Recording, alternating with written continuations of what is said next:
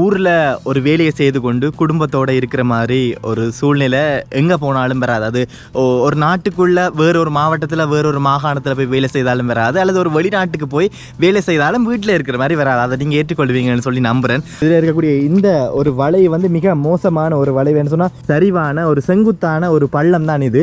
இங்கே இருந்து திடீரென்று வந்துட்டோம்னு சொன்னால் கண்ட்ரோல் பண்ண இல்லாமல் இதுக்குள்ளே விட்டோம்னு சொன்னால் நிச்சயமாக அது மரணம் உறுதியாக தான் இருக்கும். திடீரென்று ஒரு வெளியில் சம்மந்தமே இல்லாமல் இதில் ஒரு கேட் போட்டிருக்குன்னு சொன்னோடனே இதில் ஒரு பதட்டமாக இருக்குது. சொன்னால் வீடோ இல்லாட்டி கட்டிடங்களோ எதுவும் இல்லை, ஆனால் திடீரென்று இதில் ஒரு கேட் ஒன்று போட்டிருக்குன்றோடனே ஒரு பதட்டமாக இருக்குது. அதை பூட்டி வேற வச்சிருக்கணும் அந்த கேட்டை. இந்த பகுதியெல்லாம் கடுமையாக சாய்வான ஒரு பகுதி. இங்கேருந்து கீழே போகிறதே மிக கவனமாக இருக்கணும். அது இந்த பகுதியில் தான் அந்த சிறுத்தை குட்டியை பார்த்துறேன். ஒரு பூனை மாதிரி தான் இருந்தது. எனக்கு ஒரு பயம் என்னென்னு கேட்டிங்கன்னு சொன்னால், சிறுத்தை குட்டி அதில் நிற்குதுன்னு சொன்னால் நிச்சயம் அதில் தாயோ. கவலையான ஒரு விஷயம் தான், வாழ்க்கையே வெறுத்தப்போ வேண்டாம் இங்கே வந்துனான்னு சொல்லி.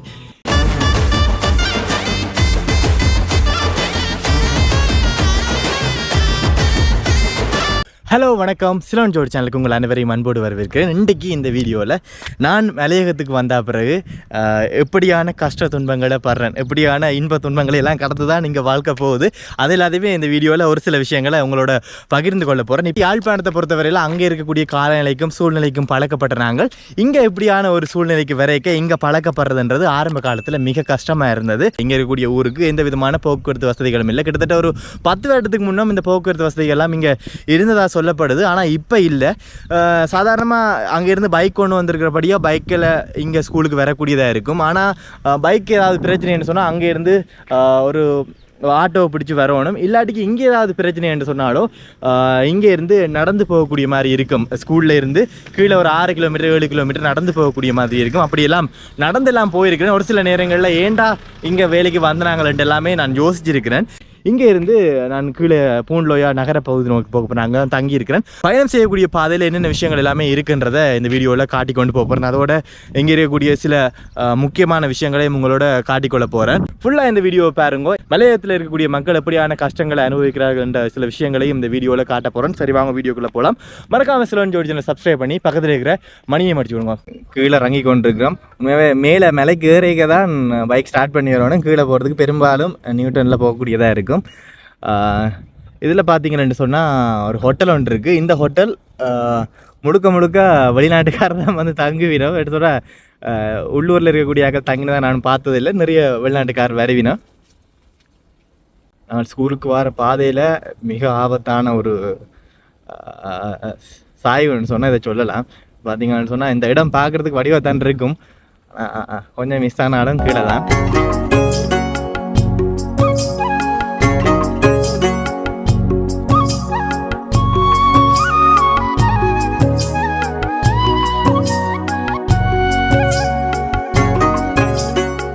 இன்றைக்கு விடிஞ்சதுலேருந்து ஒரே மழை.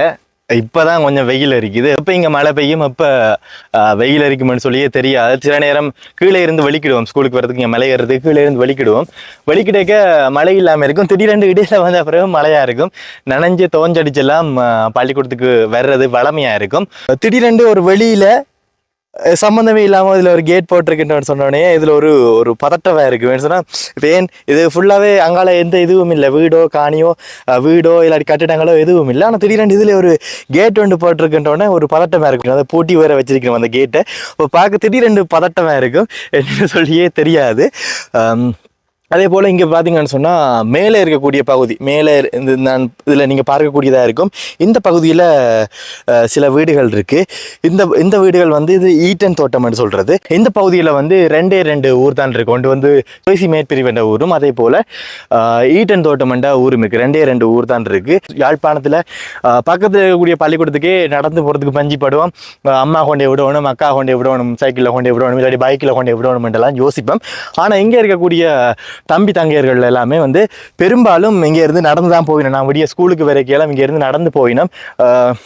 எங்கென்ன ஊர்கள் எல்லாம் நடந்து போகிறது பெரிய சிக்கல் இல்லை. ஏன்டா அவ்வளோ தூரத்துக்கு நாங்கள் கஷ்டப்பட மாட்டோம். ஏன்டா எல்லாமே சமதரையாக இருக்கும்.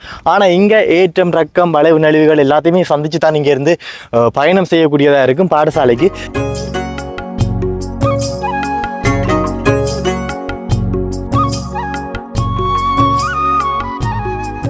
இது ஒரு சாய்வான இடம். இதிலிருந்து திடீரென்று ஏதாவது விழுந்தாலோ இல்லாட்டி திடீரென்று எதிர்பாராத விதமாக ஏதாவது ஒரு விபத்து நேர்ந்தாலோ இந்த பகுதி வந்து செங்குத்தா அப்படியே கீழே போய் விழும். அது வந்து ஒரு பிரதான ஒரு பாதையோட ஜாயிண்ட் ஆகும். அப்படியே விழுந்தால் கிட்டத்தட்ட ஒரு 3000 அடி 4000 அடி பள்ளமாக இருக்குன்னு நினைக்கிறேன். இங்கே இருந்து இதில் இருந்து பார்க்கக்கூடியதாக இருக்கும். இது பூண்டுலோயா நகர பகுதி தான். இதில் இருக்கக்கூடிய எல்லாமே பூண்டுலோயா நகர பகுதியில் இருக்கக்கூடிய கடைகள் வீடுகள் எல்லாமே இருக்குது.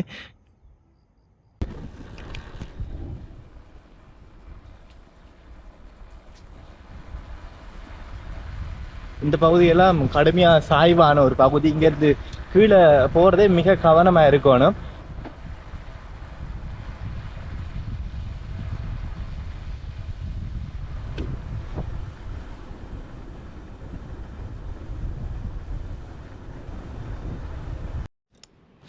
இப்போ உதாரணத்துக்கு நாங்கள் ஒரு வெளிநாட்டில் இருந்து வாழக்கூடிய ஒரு வாழ்க்கை மாதிரி தான். என்ன சொன்னால் ஊரில் ஒரு வேலையை செய்து கொண்டு குடும்பத்தோடு இருக்கிற மாதிரி ஒரு சூழ்நிலை எங்கே போனாலும் வராது. அது ஒரு நாட்டுக்குள்ளே வேறொரு மாவட்டத்தில் வேறொரு மாகாணத்தில் போய் வேலை செய்தாலும் வராது, அல்லது ஒரு வெளிநாட்டுக்கு போய் வேலை செய்தாலும் வீட்டில் இருக்கிற மாதிரி வராது. அதை நீங்கள் ஏற்றுக்கொள்வீங்கன்னு சொல்லி நம்புகிறேன். அதே மாதிரியான ஒரு சூழ்நிலை தான். கிட்டத்தட்ட யாழ்ப்பாணத்தில் இருந்து இலங்கையினுடைய ஒரு மத்திய பகுதியில் இருக்கக்கூடியதான் இந்த நூறடியாவில் பூண்டுலோயாண்ட இடம்.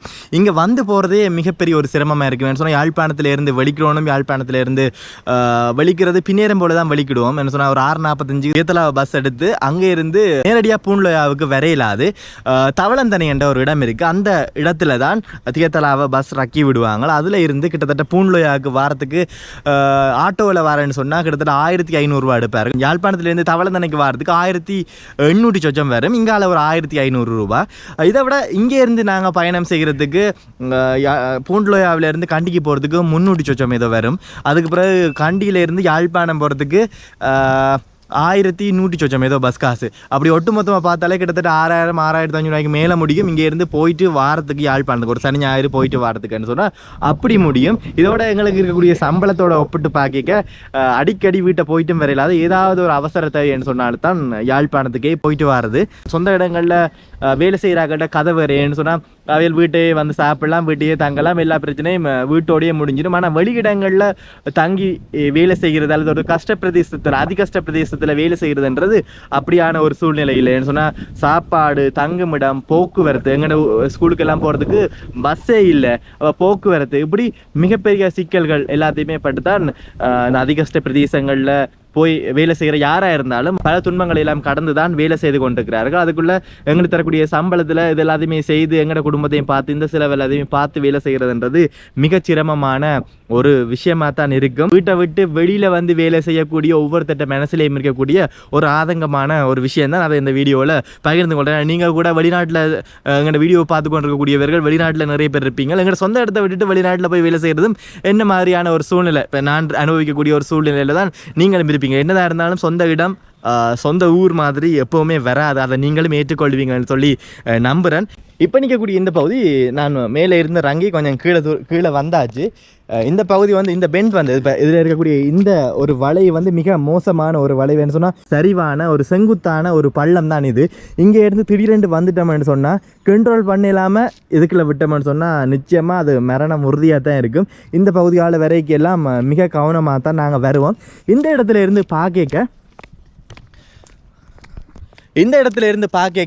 பூண்டுலோயாண்ட நகர பகுதியை மிக அண்மையில் இந்த இடத்துல இருந்து பார்க்கக்கூடியதாக இருக்கும். நான் ஏற்கனவே இந்த வீடியோ ரெடியில் சொல்லியிருக்கிறேன், ஒரு சிறுத்தைக்குட்டியை பார்த்ததா. அது இந்த பகுதியில் தான் அந்த சிறுத்தைக்குட்டியை பார்த்தேன். ஒரு பூனை மாதிரி தான் இருந்தது.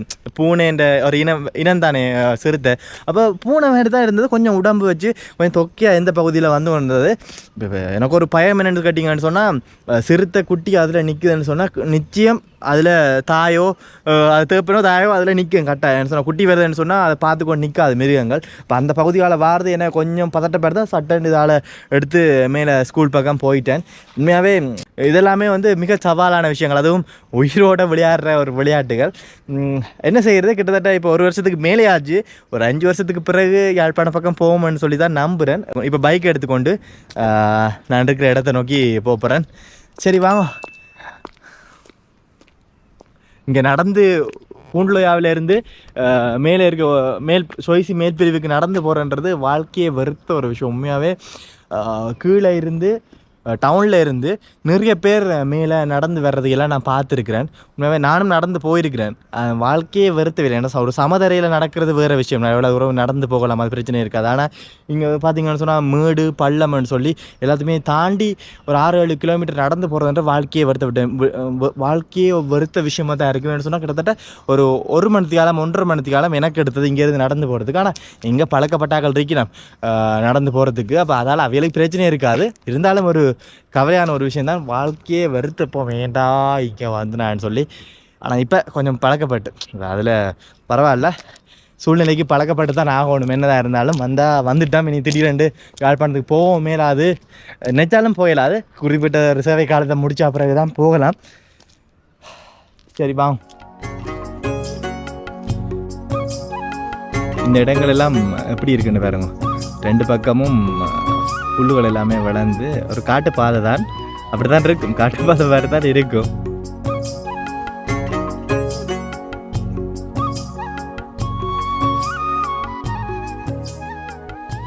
இதில் மரத்துக்கு கீழே ஒரு குட்டி கோயில் ஒன்று இருக்கும். வளமையாக இதில் வந்து கும்பிட்டுட்டு தான் இப்படி போகிறாங்க. மேலே பார்த்தீங்கன்னு சொன்னால் நோர்த் பூண்டுலோயான்னு சொல்லி ஒரு இடம் இருக்குது. அந்த இடத்து அந்த இடம் பார்த்தீங்கன்னு சொன்னால் கிட்டத்தட்ட இப்போ நான் நிற்கிற இடத்த விட மிக உயரமான ஒரு இடம். அங்கே வந்து சிங்கள மக்களும் தமிழ் மக்களும் வாழக்கூடிய ஒரு பிரதேசம், மிக உயரமான ஒரு இடம். அந்த இடத்துக்கு போகிறதுக்கு பூண்டுலோயா நகர பகுதியிலேருந்து ரூட் வேன்னு சொல்லியிருக்கு. அது வந்து வேன் தான், ஒரு வேன் உண்டு. அதில் வந்து மக்கள் ஏறி அங்கே டவுனில் இருந்து நோர்த் பூண்டுலோயா போகிறதுக்கு அப்படி ஒரு வாகன வசதி ஒன்று இருக்குது. ஆனால் இங்கால நான் போகக்கூடிய இந்த பகுதிக்கு எந்த விதமான வாகன வசதிகளும் இல்லை. அது ஏற்படுத்தி கொடுத்தா நல்ல வேணும். சொன்னால் பள்ளிக்கூடத்துக்கு போகிறார்கள், குழந்தை பிள்ளையோட போகிறார்கள், எல்லா நேரமும் எல்லார்ட்டையும் காசு இருக்குமாண்டி இல்லை. அப்போ அப்படி வசதி இருக்கிறார்கள், வாகனத்தை பிடிச்சி கொண்டு போவினா. மேல் பகுதியை பார்த்தீங்கன்னு சொன்னால் வைத்தியசாலைகளோ அல்லாட்டி போனால் கடைகளோ அந்தளவுக்கு பெருசாக இல்லை. என்ன வேண்டுன்னு சொன்னாலும் பூண்டுலோயா டவுனுக்கு தான் போகணும். டவுனில் போய் தான் என்னென்றாலும் வாங்கி கொண்டு வரணும். ஆஸ்பத்திரிக்கு போகிறது இல்லாட்டிக்கு ஏதாவது ஒரு சாமான் அவசரமாக வாங்கணும்னு சொன்னாலும் கஷ்டம்னு சொன்னால் எல்லாமே நகர பகுதிக்கு தான் போகணும். மேலே எந்த விதமான வசதிகளுமே இல்லாத ஒரு பிரதேசம், மிகவே அதிகஷ்ட பிரதேசம் தான். இப்படி பல பிரதேசங்கள் மலையகத்தை பொறுத்த மட்டும் இருக்கும். எல்லா பிரதேசங்களும் சமமாக அபிவிருத்தி செய்யப்பட வேண்டும், அல்லது எல்லா வசதிகளும் எல்லா ஊர்களுக்கும் இருக்கணும். அப்போ தான் எல்லா மக்களும் ஒரு சந்தோஷமான ஒரு வாழ்க்கையை வாழ முடியும். இருக்கக்கூடியது எல்லாமே லயன் வீடுகள். இது வந்து நோர்த் பூண்டுலோயா லோவர் டிவிஷன். நான் முதல் சொன்னது வந்து நோர்த் பூண்டுலோயா அப்பர் டிவிஷன்.